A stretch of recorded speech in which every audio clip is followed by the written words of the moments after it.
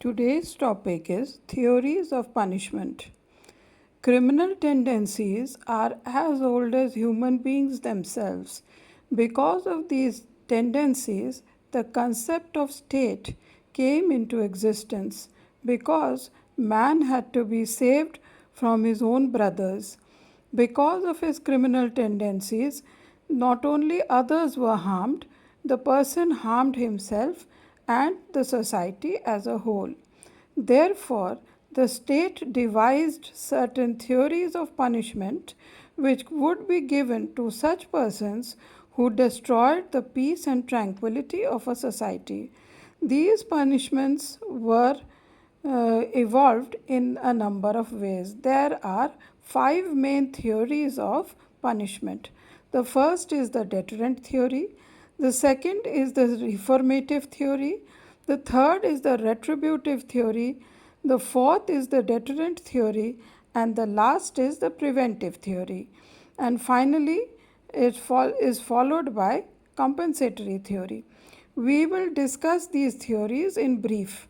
Let us begin with retributive theory of punishment, which means punishing someone as he deserves, as in the case he takes a life, he kills people, the criminal also receives a death sentence. This means eye for eye and tooth for tooth. As you do, so you will suffer.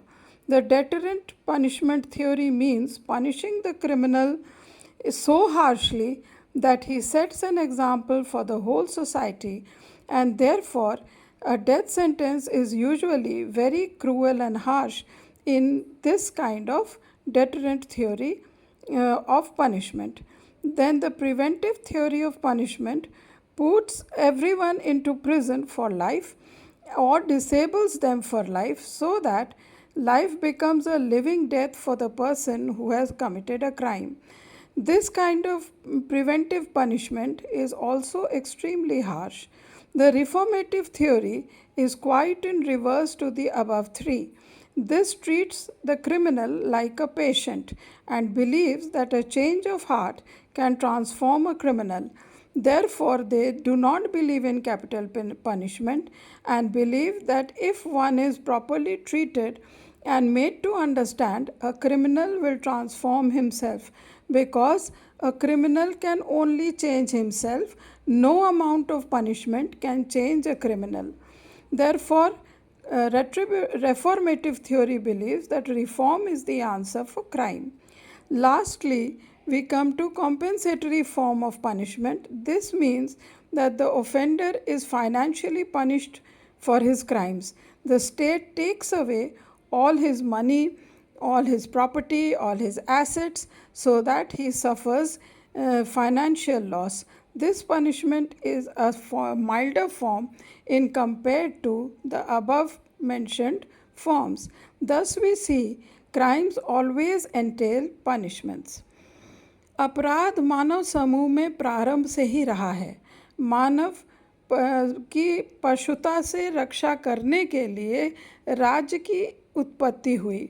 राज्य ने दंड का निर्माण किया ताकि दंड के द्वारा अपराधियों को दंडित किया जा सके और उन्हें रोका जा सके. दंड के मुख्यतः निम्न सिद्धांत हैं. पहला है प्रतिशोधक सिद्धांत, जो मानता है कि जैसा कोई करता है वैसा ही उसे दंड मिलना चाहिए.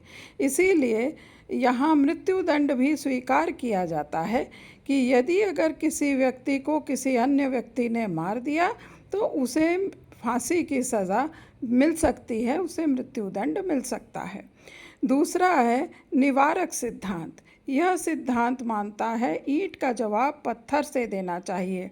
इसमें बहुत अधिक कठोर दंड दिए जाते हैं ताकि जनता को सबक मिले कि वो इस प्रकार का गलत कार्य कभी न करे, अन्यथा उसे भी इसी प्रकार की यातना को झेलना पड़ेगा. यह भी मृत्युदंड को स्वीकार करता है.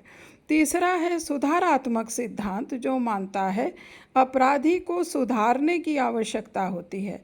अगर अपराधी अपने को सुधारने में विश्वास करने लगे तो उसका हृदय परिवर्तन हो सकता है और वो अपराध करने से रुक सकता है। और इसलिए अपराधी को रोकने में सक्षम तभी कोई हो सकता है जब अपराधी स्वयं समझ ले कि उसे अब अपराध नहीं करना चाहिए। अवरोधक सिद्धांत मानता है कि अपराधी को आजीवन इस प्रकार से अंग भंग करके या यातना दे के पंगु बना के बंद करके रखना चाहिए ताकि फिर से वो समाज में जाकर किसी प्रकार का अपराध न कर सके। और अंत में है क्षतिपूरक सिद्धांत, जो ये मानता है कि धन के द्वारा संपत्ति की कुर्की करके या सभी प्रकार की सुविधा साधनों को जब्त करके किसी को दंडित किया जा सकता है। यह सिद्धांत बहुत कठोर दंड में विश्वास नहीं करता और केवल उन्हीं को इन छोटे अपराधों के लिए ही क्षतिपूरक सिद्धांत का प्रयोग होता है। इस प्रकार से हम देखते हैं अपराध अंततः दंड से गहरा संबंध रखता है और यदि कोई भी गलत कार्य करता है तो अंततः उसे दंड का भागी होना पड़ता है। आज का लेक्चर यहीं समाप्त करते हैं। अगले लेक्चर में नए टॉपिक के साथ पुनः आएंगे। धन्यवाद।